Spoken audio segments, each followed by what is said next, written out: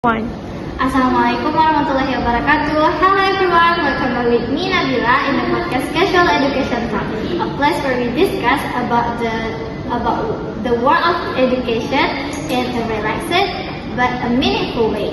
Today we will have a special guest who will share their experiences as prospective English language teacher, namely Erika and Yunda. Welcome to our studio, Erika and Yunda. For giving us 2 years together. Oh, yeah. We're so happy to become the guest for the podcast. Our topic today. I'm really excited to talk about this. Okay, I think that's for introduction. I think the listener know about the two iconic TBI, Erika and Yunda. Now, let's get started about the podcast. In this episode, we will discuss about the component of curriculum based on aims, goals, and objectives. Okay, now let's get started. There are many technical terms in curriculum development that can sometimes be confusing for a lot of people. And how do you define aims, goals, and objectives in the context of English language education curriculum development? And what are the fundamental differences between the three? Okay, so for me, aims our word long-term outcomes like developing effective English communication. But goals are specific targets, such as improving speaking skills through interaction method.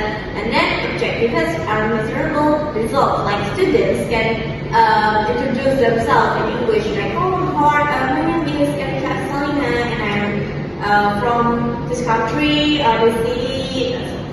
That's how I define aims, goals, and objectives. I think it's interesting explaining about the from Erika, right?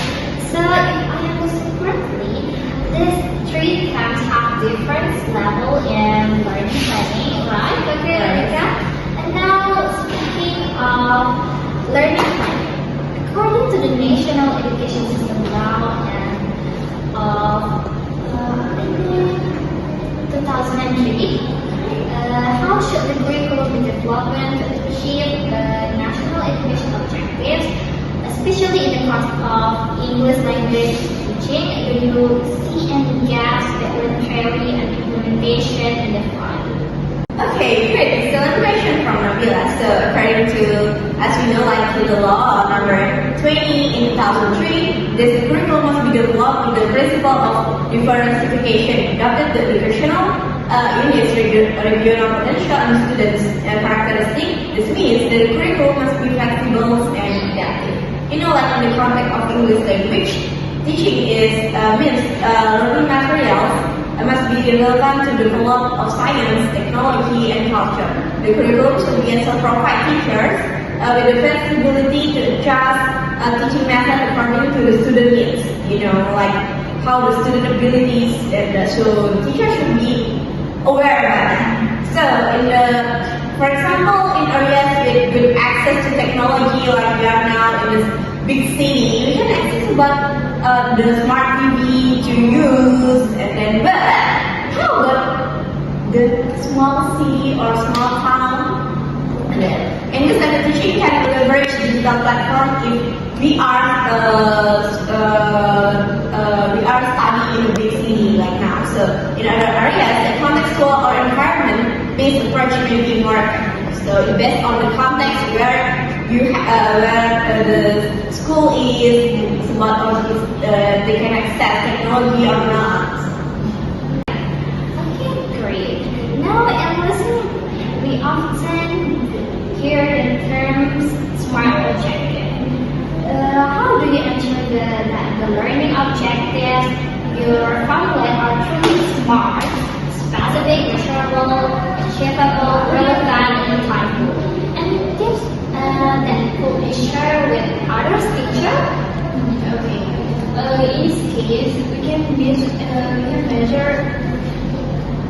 make sure how the learning process using smart objectives. Right?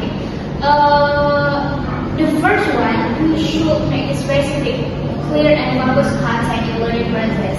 So the objective should clearly say what the student will learn for learning process or for the future learning process. For example, instead of saying students will improve their writing, you can say students will write 5 sentences about their favorite hobby to make it easier and to make it students more understand about what the instruction that teacher give to them. Okay?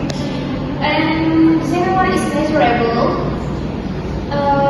We as a teacher should be able to see if the student has reached the gift.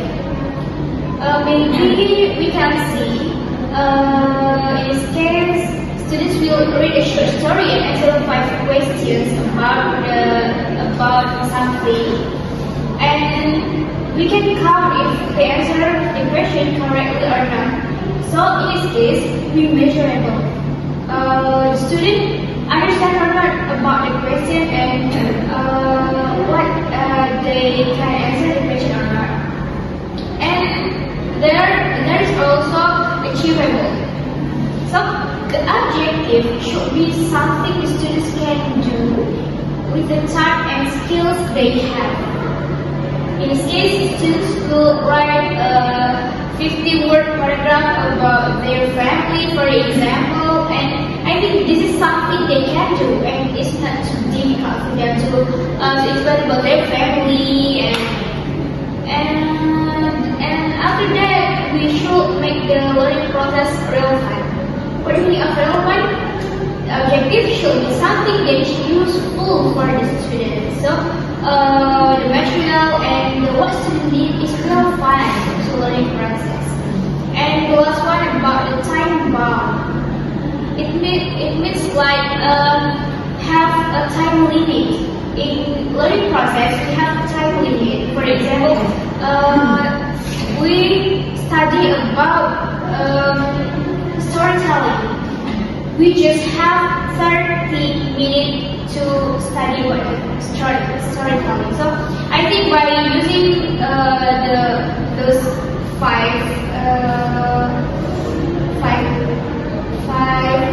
characteristics that I told you before, the learning process is more effectively, and we know that as smart object.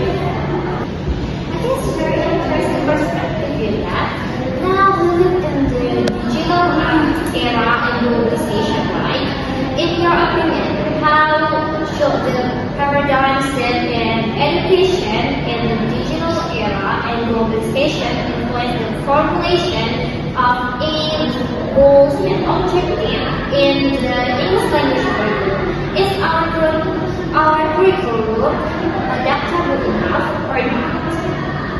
Okay, and it's an question because listeners, we are living in digital era because like this podcast is digital era, right? So in the digital and globalization era, the aims of the English language curriculum should include developing digital literacy skills and cross-cultural communication skills. Like goals should cover students' ability to use English not only for face-to-face and communication but also through digital platforms. For instance, students should be able to understand and create English content on social media or participate in international forums. And then objectives should be even more measurable, such as students can deliver online presentation in English using video conferencing apps, or students can create digital content like I told you before in English accurately. And then the paradigms here is not just about mastering English, but also how can students use English effectively in digital age or digital era.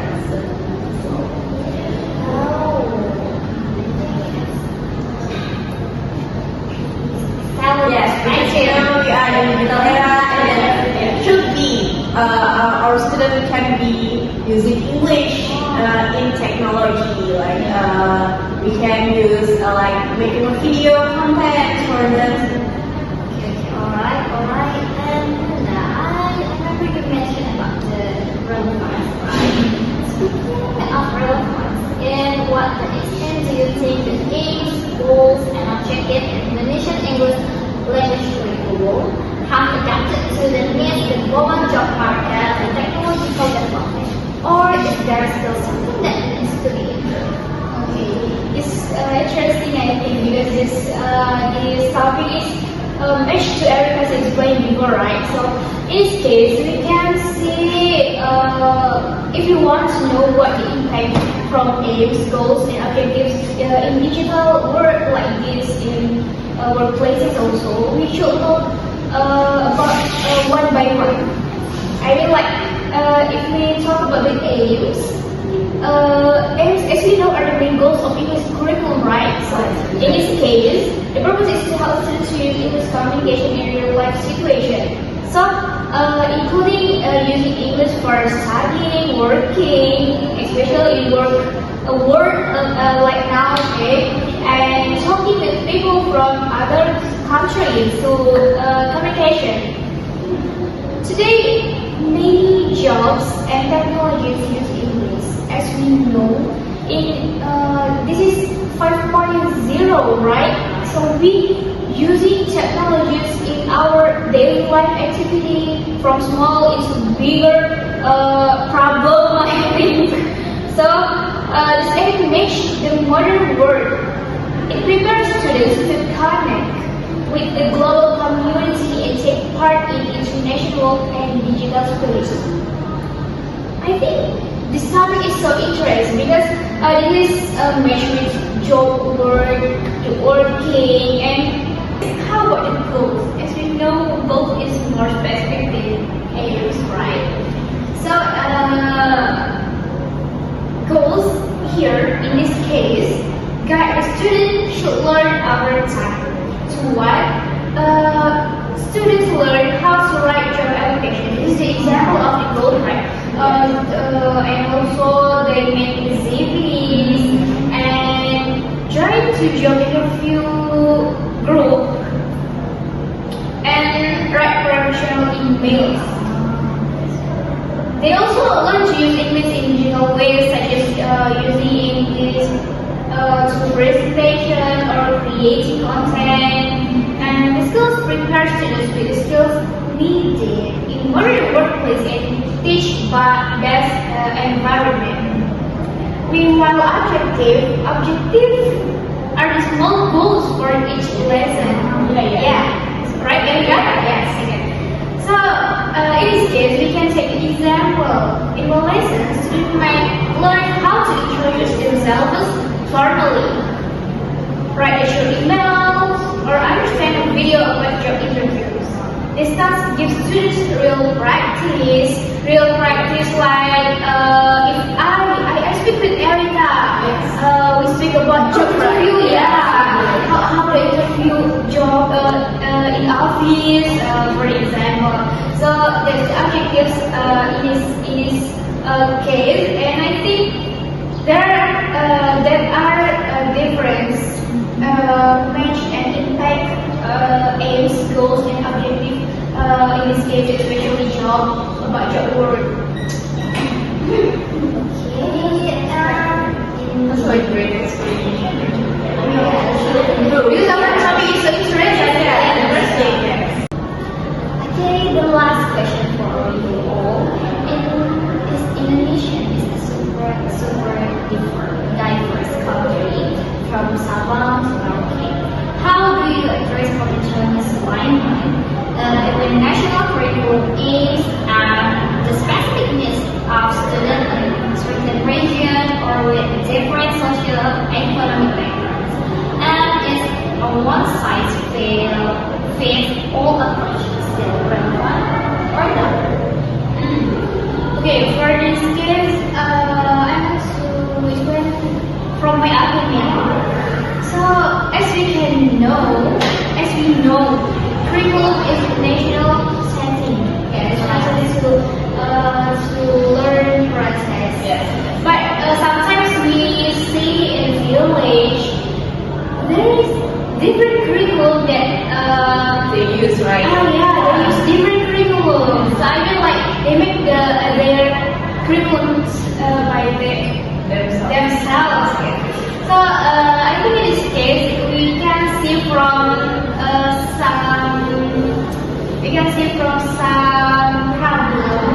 Okay, yeah, why they change the curriculum, not the national curriculum. Yes, but if we teach to education the curriculum in the village, maybe we can make the curriculum flexible.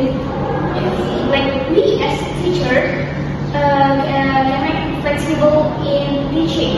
Like potential. Yeah, right? so the national curriculum can be applied in flexible way by us, depending on the needs of the area.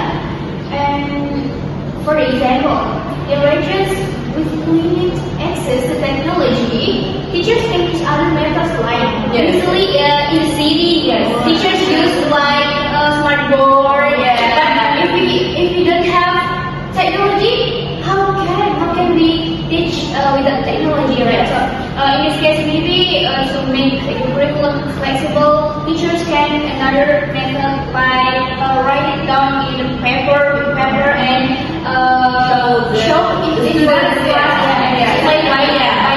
by paper. And maybe we can use local examples. I mean, in this case, it's like maybe in the village we have region or cultural. In this case, maybe to learn national cultural. We have differences cultural in Indonesia, especially, right? So if we teach in a village, we can use what is culture in that village. Yes. Yeah. Maybe for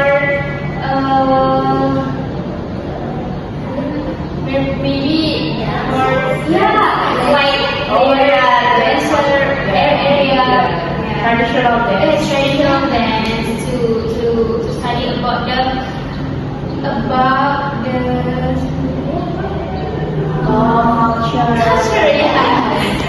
to make more understand Arts, traditional arts. So another reason we can adjust in learning approaches. So we as a teacher can adjust their teaching methods according to the student's needs. We should see what the student needs.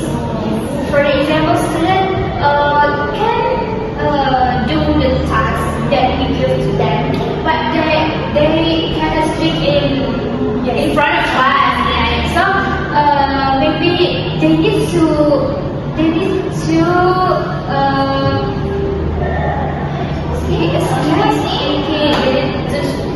learn to speak and to apply the curriculum and flexibility. I think I should say to you all, thank you very much.